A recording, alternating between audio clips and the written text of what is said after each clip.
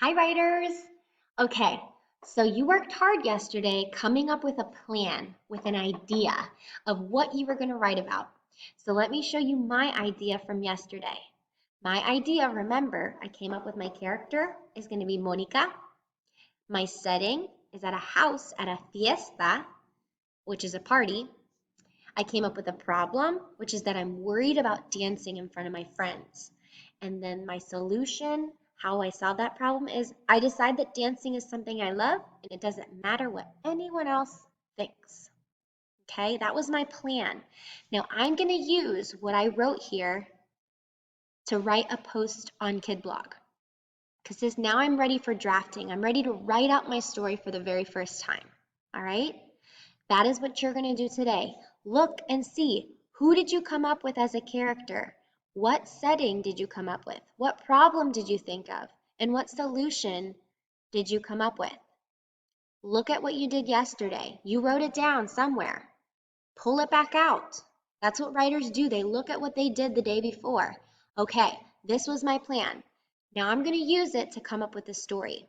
And I actually already wrote mine so that you guys weren't sitting and just watching me type. But I'll teach you what I did. I want you to know, as you're writing on KidBlog, that you need to have a beginning, a middle, and an end. Every story has a beginning, middle, and an end to the story. And so let me teach you or show you how I wrote my beginning, my middle, and my end. So here is how I did it. Usually in the beginning, you tell people about your character and your setting. You kind of set the scene, let them know, where are you, what are you doing, who are you, and why are you there? You're kind of letting people know what's going on, right? And then usually in the middle is where the problem happens. It's like, bam, big thing happens. It's the problem. And in the end is usually the solution. How you wrap up the story, how does it end? That's usually our solution. So at the beginning, you can talk about your characters and your setting. In the middle, like I said, you can talk about the problem that happens. Really give lots of details about that problem. And then at the very end, you can talk about the solution. That way you know you have a beginning, a middle, and an end to your story. Super important as authors to make sure we have that, or else the story's not complete and you leave readers thinking, oh, what's going to happen? I don't know. What's the ending? I don't understand. I have so many questions, right? So let me show you guys my story. I created a post and my title, that's the first step, you have to come up with a title, and I called it Fiesta Time, so party time, but I used a Spanish word. Remember, my character is someone who speaks Spanish. I don't say the country they're from, but I just wanted them to speak Spanish because I wanted to show people who speak Spanish. So I'm going to include Spanish words. That's important to me, that I have that in my story. So I said fiesta time, which means party time. All right. And it makes sense because remember, I'm at a fiesta. That's where my story takes place. Okay, let me scroll down. Now here's my writing. It goes like this. Bump, bump, bump. The sound of feet moving and dancing upstairs was loud above us. All of the kids were downstairs playing hide and seek, while our parents were upstairs dancing and singing the night away. Notice, I talked about where my setting was. And I talked about how we're kids and we're downstairs at a house and there's party and music going on, right? Bump, bump, bump. The sound of feet moving and dancing upstairs was loud above us. All of the kids were downstairs playing hide and seek, while our parents were upstairs dancing and singing the night away. You can picture it almost. What's going on? Where am I? You know, because I've described it. I've used words that help you see I'm at a party, right? And there's dancing happening. Now I keep going. This is my middle. On one of the games of hide and seek, I went upstairs to find a place to hide when all of a sudden I heard a voice say, Mónica, ven, baila conmigo. Come dance with me. I froze, not knowing what to do. Part of me wanted to go dance with mi papá, which means my dad, because I love dancing and my dad is the best dancer. But the other part of me was nervous because my friends didn't like to dance and I would be the only kid who was dancing. What if they thought I was weird? Mi papá came over after a few seconds, sensing that something was wrong. He told me, Mónica, what's wrong? You love to dance. ¿Por qué no quieres bailar? Why do you not want to dance? I replied, I do, Papa, but what if the other kids think it's weird that I'm dancing? He answered, Mi hija, what does it matter what they say? If you are happy dancing, then that's all that matters. My dad was right. I couldn't resist the music, and I couldn't resist the music and was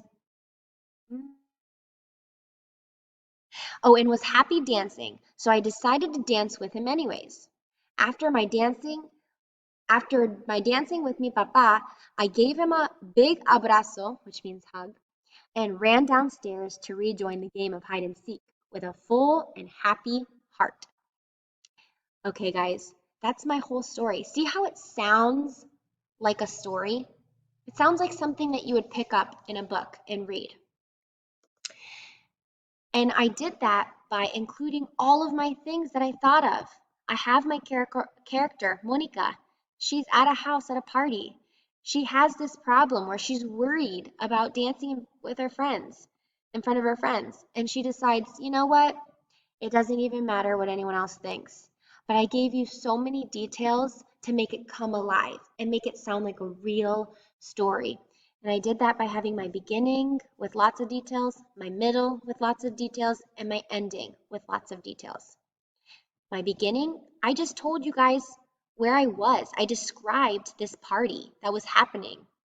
I told you guys how the parents were upstairs and the kids were downstairs. In the middle, I described my problem. My dad asks me to dance. I'm nervous, right? That's my problem. And I describe it all here. Then at the end, I talk about how, you know what, my dad talks to me about how it doesn't matter. And then I decide, you know what, you're right, Dad. And I dance anyways. And you can even see I ended with saying that I had a happy heart because I got to do what I loved. I got to dance. And then I got to go play with my friends, right? So you are going to do it now. You are going to look at your planning. Take your idea and turn it into a story on KidBlog. Don't write a new story. You've already made a plan. Use your plan to make your story on KidBlog with a beginning, a middle, and an end. Okay? In your beginning, you can tell people your setting. Describe your setting.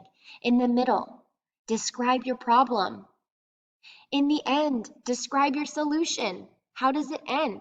I'm super duper excited for you guys to take your plan and be an author and make it into a story. Make it come alive. Let us see, hear, know how you're feeling. Write it all down, okay?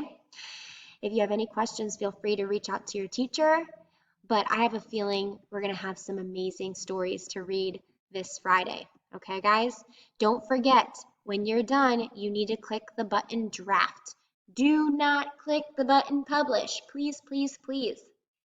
We are only drafting right now, so you need to click the button draft.